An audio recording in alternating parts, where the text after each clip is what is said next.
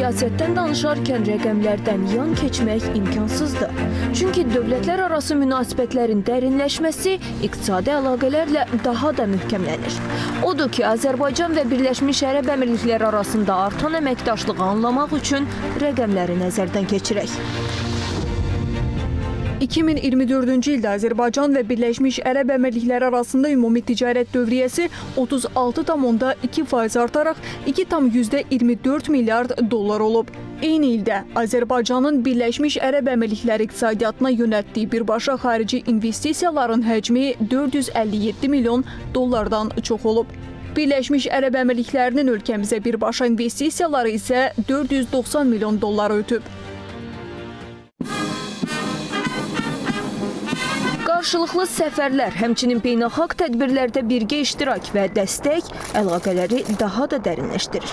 Əsas təqdirə layiq məsələ isə odur ki, iki böyük neft ölkəsini birləşdirən digər məqam məhz yaşıl enerjidir. Ötən ilin oktyabrında Mazdar şirkəti 230 megawatt gücündə günəş elektrik stansiyasını artıq istifadəyə verib. İndi isə daha 1 gigawatt enerji həcmi əlavə edilir. Hazırda 2 layihə işlənilməkdədir. Onlardan biri inşaat mərhələsindədir, digərinin tikinti isə tezliklə başlanacaq. Bununla da Azərbaycanın bərpa olunan enerji potensialını 2 gigawata yaxın çatdıracaq. Buraya təkcə günəş və külək enerjisi daxildir.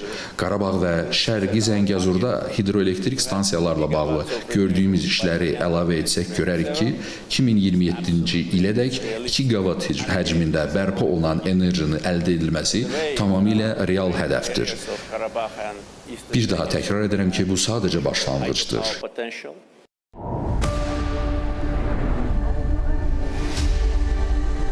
Sadalanan faktlardan aydındır ki, Azərbaycan Birləşmiş Ərəb Əmirlikləri üçün dünya bazarına çıxış, Birləşmiş Ərəb Əmirlikləri isə Azərbaycan üçün mühüm investordur. Amma gəlin bu əlaqələrə başqa pəncərədən də baxaq. Birləşmiş Ərəb Əmirlikləri Azərbaycanın mina problemi ilə mübarizəsinə 5 milyon dollar ayırıb.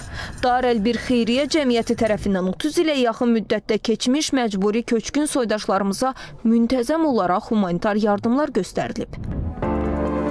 Azərbaycan isə keçmişi unutmayan bir dostdur. Yəni, bəzi rəqəmlər sadəcə rəqəm deyil, gələcəyə yön vermək üçün əsas amildir. Fidan Şakir qızı, Zaur Hüseynov, ASTV Xəbər.